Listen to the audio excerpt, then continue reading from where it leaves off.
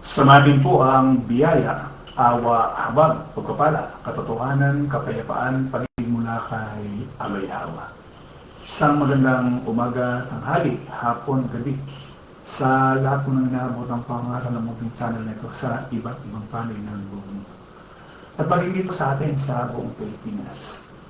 Muli natin pasalamatan si Abay Hawa sa buhay na ipinagkaloob niya sa bawat kapatid sa kapulungan, maging sa lahat po ng ating mga mahal sa buhay. Maraming pong salamat, Abay Hawa. Ngayon po ay July 26, 2025. Kailangan pong alas 4:24 ng hapon dito sa atin sa buong Pilipinas. Muli isang magandang hapon sa lahat po ng ating mga viewers.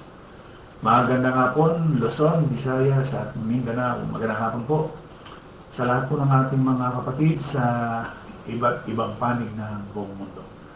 At magandang hapon sa lahat ng nagbukas ng kanilang mga cellphone, sa kanilang mga tahanan, upang tayo po ay mapanood, mapakinggan dito po sa ating ginagawang pangaral. Araw-araw, Lunes hanggang Sabado, alas 4:30 ng hapon. At muli, loobin ni Abay Hawa na magpaunawa siya ng sa bawat isang makakarinig, isang mabiyayang pakinig po sa bawat isa. Ang ating bupaksa, kaunting kaalaman sa kasulatan. Tayo po'y nasa ika-6 ng bahagi o ikahuling bahagi ng ating pagtalakay. Tingil po doon sa paksa sa unang buwan 5:2-3. Ito ang palatandaan iniibig natin ang mga anak ng Diyos. Kung iniibig natin ang Diyos at tinutupad ng kanyang mga utos, sapagkat ang tunay na pag-ibig sa Diyos ay ang pagtupad sa kanyang mga utos. Hindi naman napakahirap sundin ang kanyang mga utos. At muli po tayong pasalamat kay Abay Hawa sa pagkakataon na ibinahagi niya sa atin, sa buhay na ibinigay pa niya sa atin sa araw na ito o sa hapong ito. Pagkakataon sa atin bilang nasa kapulungan na gumawa pa ng mabubuting bagay alinsunod sa kanyang ipinag-uutos. Ando naman sa mga hindi mananampalataya, pagkakataon nito na kalooban pa rin naman ni Abay Hawa ang mangyayari, kung sila ay patawagin at bubuksan ng pangunawa. So lahat yan, puro kalooban ni Abay Hawa. So magandang hapon, Brad Emiliano Umali, Juliet Umali, Carlo Rol, Sister Loren Paulan Fernandez, Brad Noli Tungkua, Lisa Indenible Corsiga, Brad Jesse Juarez, Brad Melchor Pasis, Sister Ging Macar,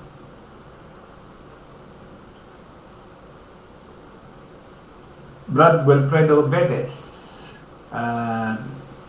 kasama na ang kanyang mga magulang si Brad Pedro at Dominga Bedes, Troy Corsiga, Brad Edmundo Umali. Yan, magandang hapon po sa ating lahat.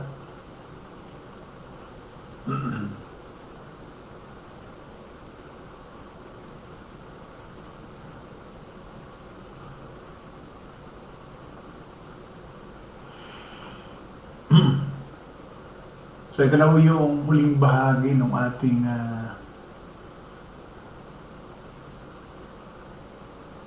aral hinggil po dito sa ating paksa. Leonardo Corsiga. Sister Shirley Reverisa, magandang hapon.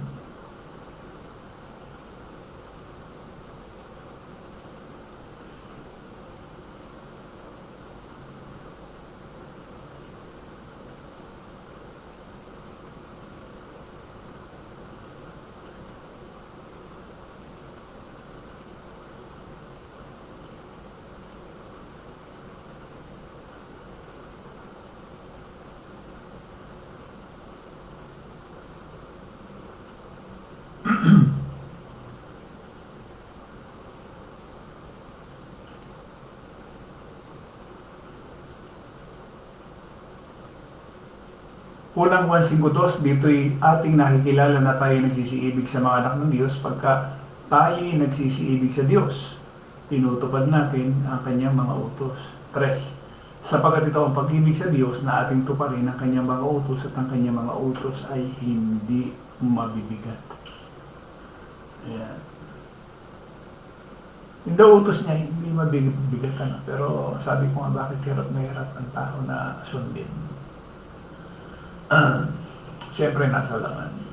You know yung sagot doon. Kaya ang tao, hindi masunod yung magaan niyang utos ay nasa laman. Halimbawa ho, yung salitang pakikiapid, pangangalo niya, yung lalaki sa lalaki, babae sa babae. Mahirap pong sundin. Yung nakalagay doon sa Galatia 5:19, yung pagsampa sa Diyos-Diyosan. Mahirap sundin dahil nasa laman ka. Pero mo, magmula nung ikaw ay ipanganak hanggang sa lumaki ka, nasa iyo na yung mga Diyos-Diyosan yan, pinamano ng iyong magulang. O tapos ngayon, makakarinig ka ng ganitong pangaral at pagkatapos pinagbabawal pala ng banal na kasulatan. So,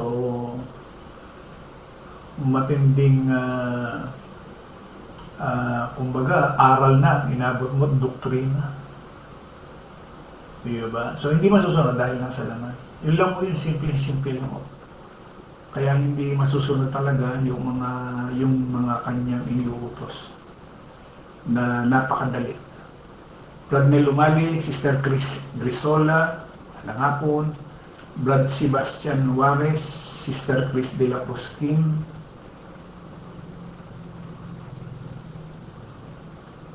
Janler Corsiga, Sister Cristina Juarez, Las 4:31 na. Tuloy na tayo dun sa ating paksa. So, dito, yung sinasabi niya na yung daw kanyang mga utos ay hindi naman mabibigat. Bakit ito hindi mabigat? Alam niyo kung bakit na hindi siya mabigat? Kasi merong tayong katulong. Meron tayong katulong, kaya hindi mabigat. Sabi niya doon sa Filipos 4:13, SND, ako ay may sapat na lakas na gawin ang lahat ng mga bagay sa pamamagitan ni Kristo na nagbibigay ng kapangyarihan sa akin. Meron tayong batuang katulong, kaya hindi mabigat siyang sinasabi. Subukin niyo yung ipinagbabawal niya doon sa Galatia 5:19. Kung wala kang banal na espiritu, hindi mo kayang tuparin yun. Yung sinasabi, yung gawa ng laman, di ba? Para makita natin. Tingnan nyo, kahit ilang beses kong basahin to, iparinig sabi niya, hindi maikakaila ang mga gawa ng laman, pakikiapid, kahalayan, kalaswaan, pagsamba sa Diyos-Diyosan, pangkukulang, pagkapuot. Tingnan ninyo pati yung pagkapuot, pag-aaway-away, pagsiselos, pagkakagalit at kasakiman, pagkakampi-kampiya, pagkakabahabahagi, pagkainggit, pagpatay, paglalasing, walang habas na pagsasaya, at iba pang katulad nito. Pero nyo walang habas na pagsasaya at iba pang katulad nito. Ibig sabihin, meron pang exist na hindi sinasabi dito, pero alam natin yung ginagawa ng mundong ito, kung ano yung mga walang habas na pagsasaya. Muli ko kayong binabala ng gumagawa ng mga ito, hindi magkakaroon ng bahagi sa kaharian ng Diyos.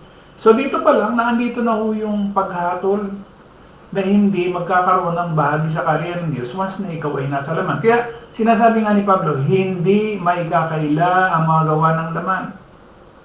Di ba? Kaya kung mapapansin ninyo, misa ko na itong binasa, sabi ko magkadikit lang siya Yung gawa ng laman at saka yung buwan ng espiritu, pinagtapat. Subalit ang buwan ng espiritu ay pag-ibig, kagalakan, kapayapaan, pagtatyaga, kabaitan, kabutihan, katapatan, kahinaunan, pagpipigil sa sarili, walang batas laban sa mga ganito. Diba? At ipinako na sa krus ang mga nakipagkaisa kay Kristo ang kanilang laman at ang masasamang hilig nito. So, tatandaan natin, no? Doon sa ating mga pinag-aralan sa loob ng isang linggo na ito, natural na marami ho ang masasaktan, lalo pag ikaw ay nasa laman. Alam niyo ba yung sinasabi doon sa Hebreo 4, sa 12? Sabi niya, ang salita ng Diyos ay buhay. Hindi mo siya patay, buhay at mabisa. Mas matalas kaysa alinmang tabak na sa magkabilay may talim. Ito'y tumatagos maging sa kaibuturan ng kaluluwa at espiritu ng mga kasukasuan at buto at nakakaalam ng mga iniisip at binabalak ng puso. 13. Walang nilalang na makapagtatago sa Diyos. Ang lahat ay hayag at lantad sa kanyang paningin at sa kanya tayo magsusulit ng ating mga sarili. Buhay at mabisa, matalas kaysa alinman tabak. Kaya pagka ikaw ay lumalakad ayon sa laman, yung isang linggo nating pinag-aralan, ihiwa ho yan eh. Ihiwa, makasasakit. Hindi tayo sinasaktan physical. Hindi tayo sinaktan, nagbinugbog, sinuntok. Hindi. Pero bakit tayo nasaktan? At iba yung sakit. Ang sakit, parang ayaw mo na makinig eh. Parang gusto mo na lang, mag-isa ka na lang eh. Di ba? Yun ho yun. Kahit hindi lamang ito sa linggo ito, nung nakaraan pa, nung ating mga ginagawang pangaral, masakit siya. Kasi biro mo, magkabilay talim, humihiwa hanggang sa pinaghihiwalay ng kaluluwa at ng espiritu. Mabiro niyo yun. So yun na mga kapatid. Kaya sinasabi niya doon sa sa unang Juan 5:3, sapagkat ito ang pag-ibig sa Diyos na ating tuparin ang kanyang mga utos at ang kanyang mga utos ay hindi mabibigat. Totoo naman eh. Di ba? Noong sinabi niya doon sa Mateo 11:28-30, sabi niya doon sa mga audio nung nasa nakitulad siya, magsiparito sa akin kayong lahat na nangapapagal at nangabibigat ang luba at kayo aking kapagpapahingan. Pasanin ninyo ang aking pamatok at mag-aral kayo sa akin sapagkat ako'y maamo at mapagkumbabang puso. Masusupungan ninyo ang kapahingahan ng inyong mga kaluluwa sapagkat malambot ang aking pamatok at magaan ang aking pasan. Kontra ho ito doon sa lahat ng ginagawa ng mga eskribas at pariseyo ng mga panahon na yun. Kasi lahat ng mabibigat na pasanin, ipinataw na ng mga eskriba at pariseyo. Doon sa mga Hudyo. Kaya ang alok niya, hali kayo, kayong mga nabibigatan at napapagal na luba.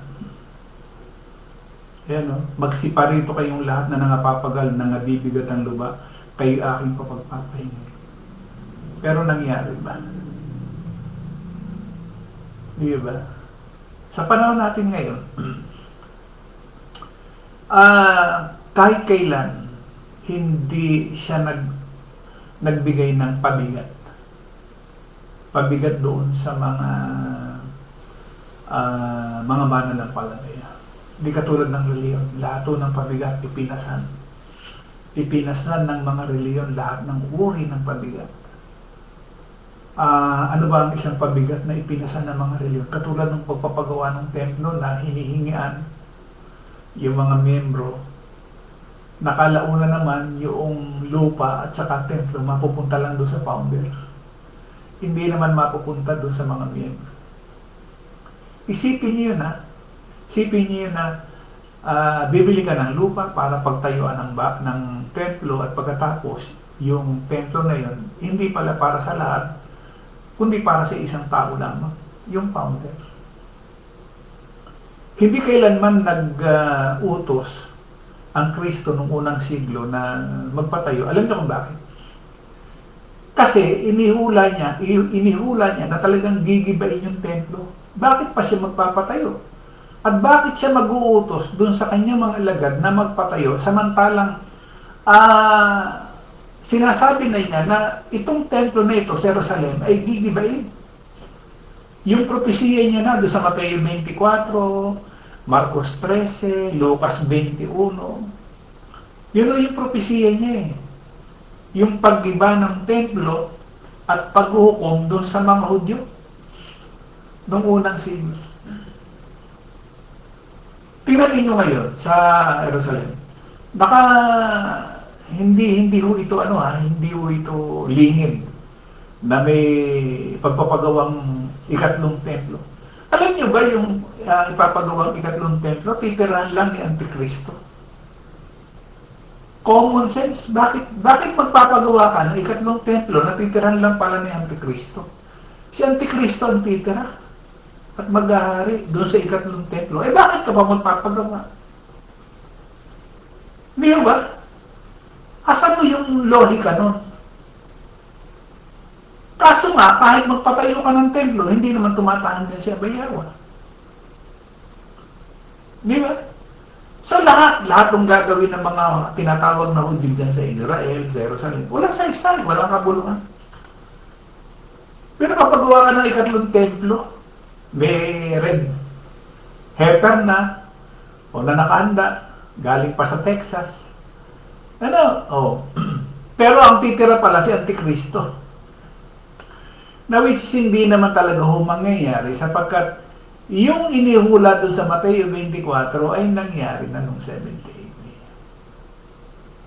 Ang dami ngayon lumalabas na di umano magra-rapture na September, October yata nitong taon na ito. Marami na nanguhula. September, may rapture na magaganap. At yung gera na nangyayari ngayon sa Cambodia at saka Thailand, Israel, Iran, Russia, yung NATO, yung 40 mahigit na bansa na sabi nga ho ay ang Russia didigmain, di ba? So, doon pa lang makikita natin na ngayon, kung ano man ang mangyari sa mundong ito at ikaw ay wala na sa laman, ay nakasunod ka sa kalooban ng Bayhawa, kahit na ano mangyari sa mundong ito, kung ano man yung binabalita nila na mga digmaan, Third World War na mangyayari, yung halimbawa pasimula ng Cambodia, Thailand na yan, susundan niya ng China, Taiwan, tapos yung Europe, disiklab na nga talaga ang Third World War. At walang hinto yan, walang pigil yan. Once na nagsimula yan, itsure ng kiniskis na posporo, tuloy-tuloy po yan. Sabi mo nga, kung ikaw ay merong banal na espiritu, hindi mo katatakutan yan. Kung ikaw ay nasa laman, ba ngayon pa lang nangangatog ka na. Baka sabihin mo, saan kaya yung aking mga gamit, yung aking mga kayamanan, yung aking mga ari-arian? Saan ko'y paglalagay? Yung aking kotse, yung aking sasakyan, saan ko'y paglalagay? Di ngatog ka na. Bakit? Nasa laman ka kasi. Kung meron kang banal na espiritu, ano man ang mangyari sa buhay nito? Kasi talagang lahat naman tayo mamatay eh. Di ba? So yun. Kaya pala magaan dahil tinutulungan tayo. May Bayhawa. Tama naman eh. Di ba? Kaya nga sinasabi nga doon sabi niya doon sa 30:11-30, sapagkat madaling dalhin ang aking pamatok at magaan ang pasaning ibibigay sa inyo. Hindi kailanman siya nangaral na katulad ng ipinangaral ng mga relihiyon. Katulad din ng mga pinangaral ng mga eskriba, ng mga pariseo noong unang siglo. Hindi siya nangaral. Pabigat? Hindi. Inaalala niya nga yung mga mahihirap eh. Pero mo, isa kang mahirap. Kumbaga, magkano lang ba halimbawa ang sinusweldo mo sa loob ng isang araw, pagkatapos nasama ka dito sa reliyon na nag-aalok ng kaligtasan, at pagkatapos eto na, manghihingi ng kung ano-ano. Kalay mo pati yung pinitirhan ng mga ngaral sa Brazil, pati yung kanyang sinusoldier ng mga miyembro. Ha? Pati yung mga alalay niya, sinusoldier ng mga miyembro. Pero mo, babalikatin mo yun. Halimbawa, kung mga 50 yung mga alaalaga niya doon, o lahat yung pakakainin mo yun. Hindi ba pabigat yun? Hindi ba? Tapos makikita mo ngayon, malalaman mo na yung palang aral niya mali. Hindi ba? O yun na nakakalungkot. Ano sabi niya doon sa 3:17 na kabigan? Ang kanyang mga daan ay mga daan ng kaligayahan at lahat niya mga landas kapayapaan. Biro mo yun? Oo. Lahat ng daan, ang kanyang mga daan, ay mga daan ng kaligayahan. Lahat niyang mga landas kapayapaan.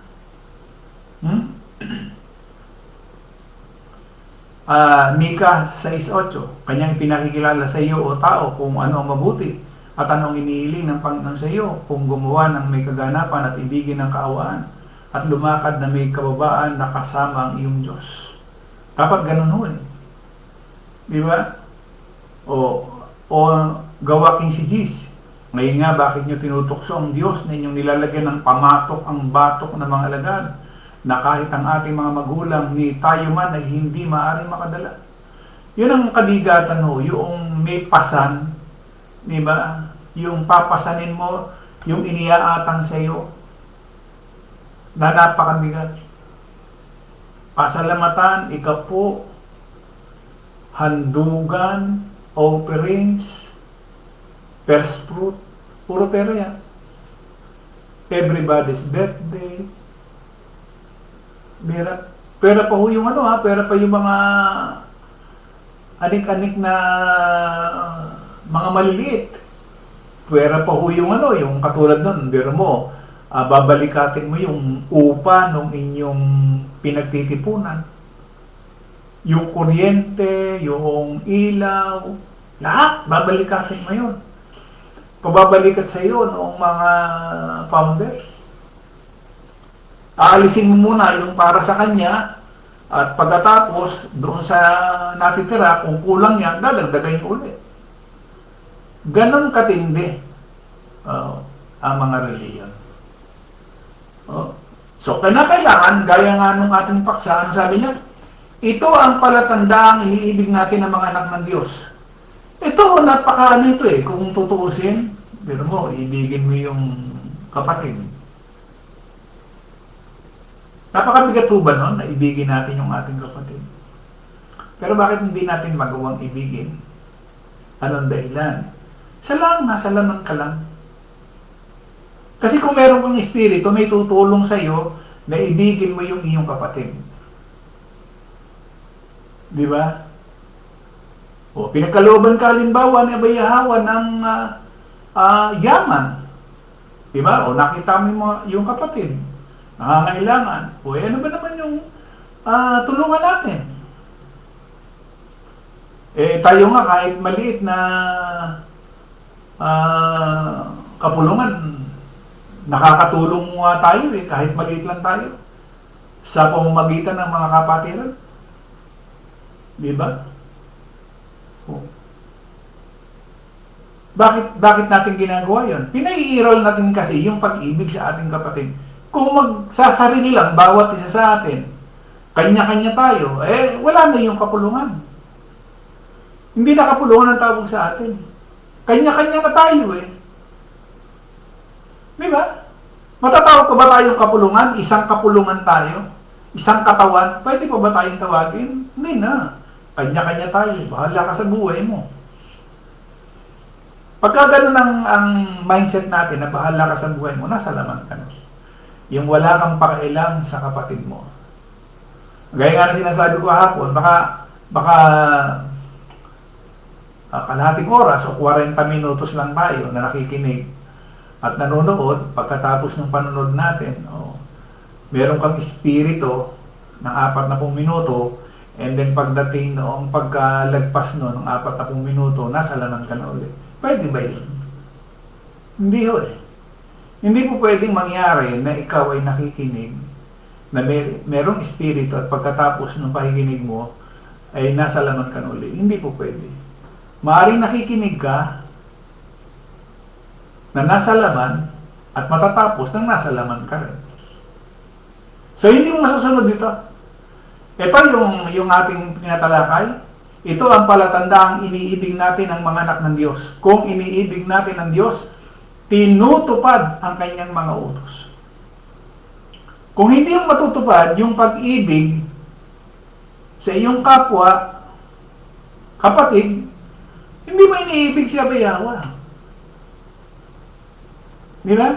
Hindi mo iniibig. O taken for granted lang.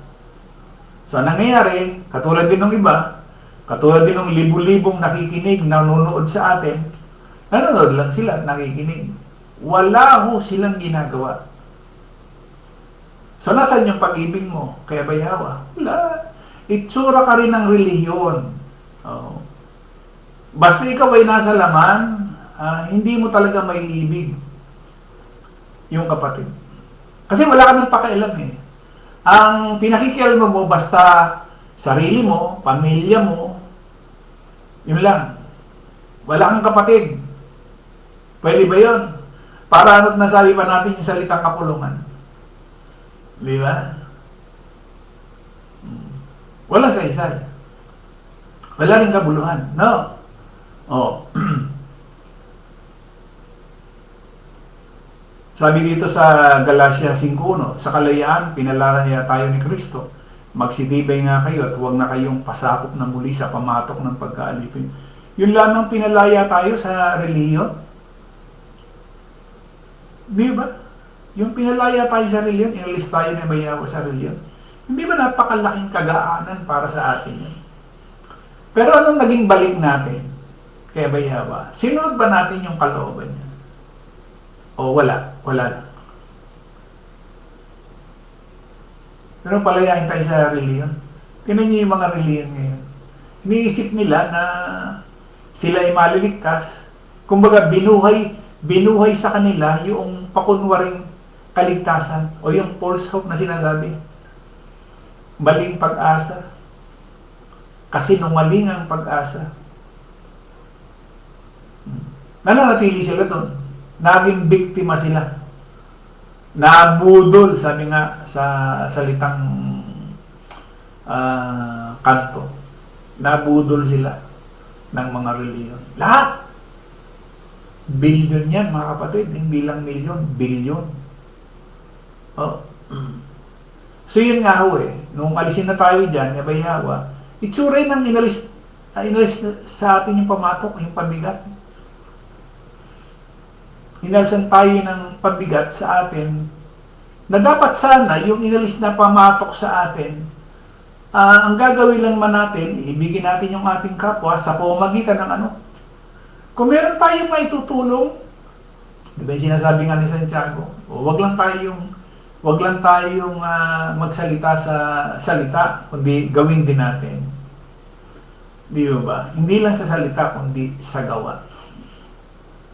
So, nakagawa tayo ng pag-ibig sa ating kapwa. Naiibig natin si Abayama. Simple, sabi ko nga, madali. Pero bakit hindi magawa? Naibigin ng kapatid yung kanyang kapatid. Dahil nga nasa laman. Pero mo, meron pala tayong katulong. Bakit bibigat yan kung meron pala tayo namang katulong? Di ba? Alam niyo, napakapalad pa nga nung Samaritana nung unang siglo eh. Tanong niyo sa akin, bakit Brad? Yung Samaritana, nagpakilala si Yahweh na siya yung Misayas. Pero yung mga Hudyo sa Israel at saka sa Jerusalem, hindi kilala. Meron pa silang inaantay na Misayas. Tingnan niyo, babasahin ko. Ito sinabi niya nung unang siglo, sabi dun sa Samaritan. 19. Sinabi ng babae, 4 ito, 4:19 ng Juan. Ginoo, palagay ko isa kang propeta. Dito sa bundok na ito, sumasamba sa Diyos ang aming mga ninuno. Ngunit sinasabi niyong mga Hudyo na nasa Jerusalem lamang ang dapat sambahin. Tingnan niyo ha, sa Jerusalem lang ang dapat sambahin. Sinabi naman ni Yahweh, maniwala ka sa akin, darating ang panahon na sasambahin ninyong Ama, hindi na sa bundok na ito o sa Jerusalem man. Hindi nyo kilala ang inyong sinasamba, ngunit kilala namin ang aming sinasamba sapagkat ang kaligtasan nagmumula sa mga Hudyo. Hindi sa mga Hudyo, kundi yung sa mga Hudyo na andun yung tagapagligtas. Subalit dumating na ang panahon at ngayon na nga na mga tunay na sumasamba sa Ama, isasamba sa Kanya sa Espiritu at katotohanan. Sapagkat ganyan ang uri ng pagsambang ninais ng Ama, ang Diyos ay Espiritu at ang sumasamba sa Kanya ay dapat siyang sambahin sa Espiritu at sa katotohanan. Sinabi ng babae, nalalaman ko po na darating ang Misayas, ang tinatawag na Kristo. Pagdating niya, siya ang magpapayag sa amin ng lahat ng bagay. Ito, tinan ninyo. Mapalad yung Samaritana. Alam niyo kung bakit? 26. Akong kausap mo ngayon ng iyong tinutukoy, sabi ni Yahweh. Mapalad yung Samaritana. Bakit? Inamin niya siya yung Misaya. Pero yung mga Hudyo na pumatay, nagpako, hindi sa kinilala bilang Misayas. Yung Samaritana na ayaw nilang makipag-usap dahil hindi siya kabilang doon sa mga Hudyo. Kasi bawal sa mga Hudyo na kausapin yung Samaritana. Pero doon sa Samaritana, nagpakilala ang Kristo. Siya yung Misayas. O edi mapalad pa yung Samaritana na sa kanya nagpakilala, samantalang napakaraming mga Hudyo na pumatay at nagpapako sa kanya, hindi siya nakilala. Kaya nga yung naging hatol niya noong 70 AD, yun ay para sa kanila. Hindi yan paghukom para sa lahat. Yan ay paghukom na sinasabi, paghukom dun sa mga Israelita, sa mga Hudyo. Dahil ipinako at pinatay nila yung Misaya. Di ba? Yun yun. O na ngayon, litong-lito ang maraming tao, may tribulation, merong rapture, merong kung ano-ano, 1,000 paghahari ni Kristo sa mundong ito. Paano maghahari siya? Nung nasa katawan tao siya, tinanggihan na nga niya. So yun po mga kapatid, patatandaan mo natin, yung naging paksa natin. Nakita ko na ho yung aking Ito ang palatandaang iniibig natin ng mga anak ng Diyos. Kung iniibig natin ang Diyos at tinutupad ang kanyang mga utos, sapagkat ang tunay na pag-ibig sa Diyos ay ang pagtupad sa kanyang mga utos. Hindi naman napakahirap sundin ang kanyang mga utos. Ibig sabihin, pagka naibig na natin yung ating mga kapatid, nagawa natin yung ikalawang utos. Yung unang utos, nagawa rin natin. Bakit? Kasi naibig natin yung ating kapatid eh. Yung utos niya, naibigin siya ng buong puso, nagawa rin natin. O di nasunod natin yung kalooban niya. O di inibig natin ngayon si Abayapa. Simple ano? O direct to the point yan. Pero bakit hindi naiintindihan ng marami? Isa lang ang sagot po doon. Nasa laman. Wala yung banal na espiritu. So pagka sinukat na natin yung ating sarili at nasalaminan natin dito sa ating naging paksa sa loob ng 1 linggo, wala naman nakakilala sa sarili natin kundi ating sarili. Meron ba? Tayo rin. O ngayon, masasabi natin, Brad, salamat nga pala ako. Kasi pag sinabi mong nasa espiritu ka at hindi mo inibig ang iyong kapatid, sinungaling ka. At pagka ikaw ay sisinungaling, ano ang ibig sabihin yan? Nagkasala ka. At kung nagkasala ka, anong kabayaran? O kamatayan. Sa 23 ng Roma. Simple. Pakasulat. Hindi na kailangan natin yung mga rhetoric, mga palamuting salita. Diba? Kalimitan nakita natin, puro may pambobola pa yung mga ngaral, mga ministro. Ayan, simple. May pag-ibig tayo sa ating kapwa, may pag-ibig tayo kay Abayapa, nasunod natin yung kanyang kalooban. Di ba? O, ulitin ko, pagka tayo ay nasaktan, ibig sabihin lamang nasa laman tayo. Pero kung ginaganap natin yung kalooban ng Yawa, ang kapalit nun, kagalakan. Bakit? Pero mo, nakasunod pala ako, hindi ko alam. Akala ko nung una, yung ginagawa ko, pang akin lang.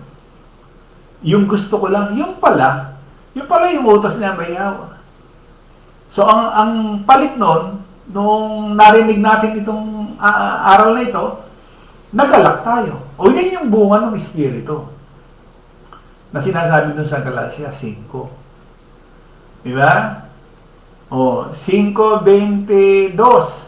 Subalit ang bunga ng Espiritu yung pag-ibig. Yan. Kasi kung wala ho itong pag-ibig na ito, wala. Bakit ba may gera? Bakit ba may gera? Wala yung pag-ibig. Yung mga nangyayari din, hindi na yan yung hulad sa Mateo 24. Yan ay sinasabi ni Pablo sa Timoteo. Karugtong yan ang huling panahon. Mawawala na yung pag-ibig. Yan na. Patayan na. Boundary lang ha. Boundary lang. Pinag-aawayan na. Ang masama, namamatay ang sibilyan. Pero yung nag-utos na andun, nakakubli. Doon sa kanyang malapalasyong bahay. Lahat ng presidente, lahat ng mga namumuno. Pero nakikipagyera sila. O sino talo sa tingin ninyo? Sibilyan, militar, lahat talo. Sinusugo lang ng mga puno sa kamatayan lahat. Kaya may gera, nasa laman. Diba? Ayun mga kapatid. So, lobin po na Yawa. Monday na tayo. Pero bukas ay meron tayong Zoom. Huling linggo, July 27, alas 4:30. Bukas, araw ng linggo. So, yun po. Sino po ba ang aking hindi nabanggit dito?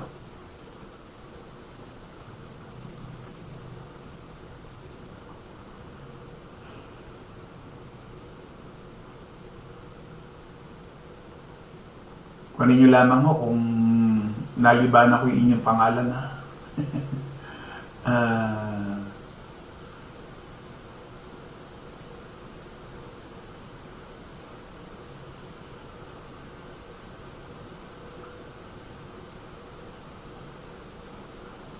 Fortunato Juarez, Sister Shirley Bando Abrera, magandang hapon. Sister Maria Victoria Morales, magandang hapon. Jen L. Juarez, Sister Vivian Bandohomana, Carlo Roll, Brad Rodelio Nava, magandang gabi na dyan. Rosly Bandoho,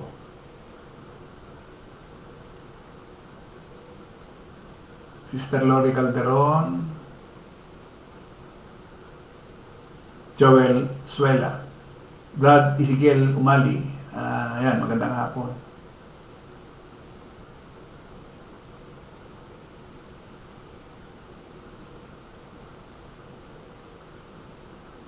Maria Victoria, maraming nadamay po, bro, o ang mga inosente. Ang tatamaan ko yan, siyempre yung mga civilian. Dahil yan sa laman, wala ho yung pag-ibig. Pero mo, border lang, pinag-aawayan na. Border pa lang yan. Andyan yung kasakiman. Yan o yung nakalagay doon sa Galatia, 5:19. Ayan o, kasama yan eh.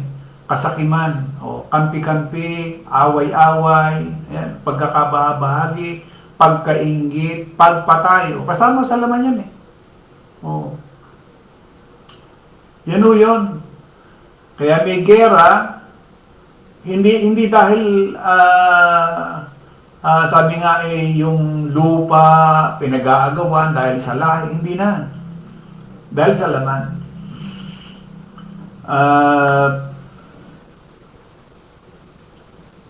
Pwedeng mangyari yung ikatlong digmaang pandaigdig. Pwede yun. Malaki yung posibilidad nun. Kaya di ba sabi mo sa inyo, noon pa, taon na nakakaraan, bakit ba naghahanda sila ng mga mga sandata. Ano ang dahilan? Parang meron pinag-ahandaan, ano? Yan nga ho yan. Malaki ang posibilidad na ikatlong pandaigdigang digmaan. Wala mo tayong magagawa. Pagka ho yan ay talagang siya Yahweh may gumawa, ang gumawa niyan, at nakita na talaga niya, itsura lang yan ng Sodoma at Gomora, itsura yan ng panahon ni Noe. Nakita na niyo yung kasamaan, na talagang ang kasamaan sa ngayon, ibang klase na. Tingnan ninyo, naghahari yung korupsyon, lahat, pagpatay, wala nang ano ngayon, itsura na lang ng hayop yung tao kung patayin, diba? Rampant na rin yung bakla, yung tomboy, lahat ng ano, nakikita na yan eh. So nakita niyo yung Yahweh, yung kasamaan ng panahon ni Noe, panahon ni Lot, ganun din sa panahon natin ngayon. So kung magkakaroon man ng tinatawag na ikatlong digmaan, kagagawa ng ni Yahweh. Bro, Bigmondo Mali. Bro, sis, ding nabasa ba? Oo, nabasa bro.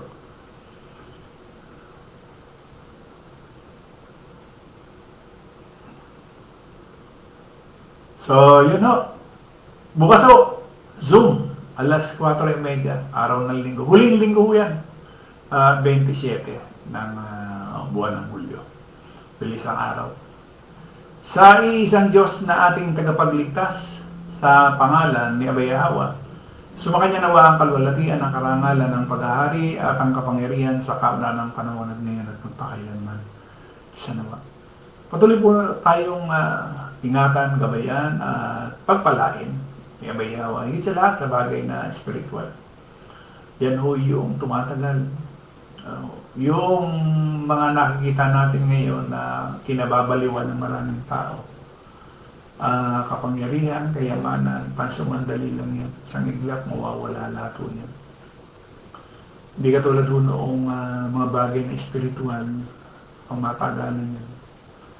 Panguli po, tayo gabayan sa bawat segundo, minuto, oras na atin pong inilalagi sa mundo ito. Malooban niya ang mangyari. At kahit naman hindi gustuhin ng maraming tao kung anong mangyayari sa mundong ito, ay wala ko tayong magagawa dahil kung papangyarihin na ni Yahweh yung kanyang kagustuhan. So ang atin na lamang, manalangin tayo na makasunod dun sa kanyang kalooban. Na naman ang mangyari sa mundong ito, handa tayo. Hindi tayo katulad ng nangyari sa reliyon na bulag sila sa nangyayari. Bulag sila kung anong pinagagawa ng kanilang mga puno. Tayo, napakapalad natin na napagkalooban tayo ng pagkaunawa na maunawaan natin. Na binigyan niya tayo ng pagkakataon na makagawa ng kabutihan. Unang-una sa Kanya at ikalawado sa ating kapwa. Muli, maraming salamat. Isang magandang hapon po sa ating lahat.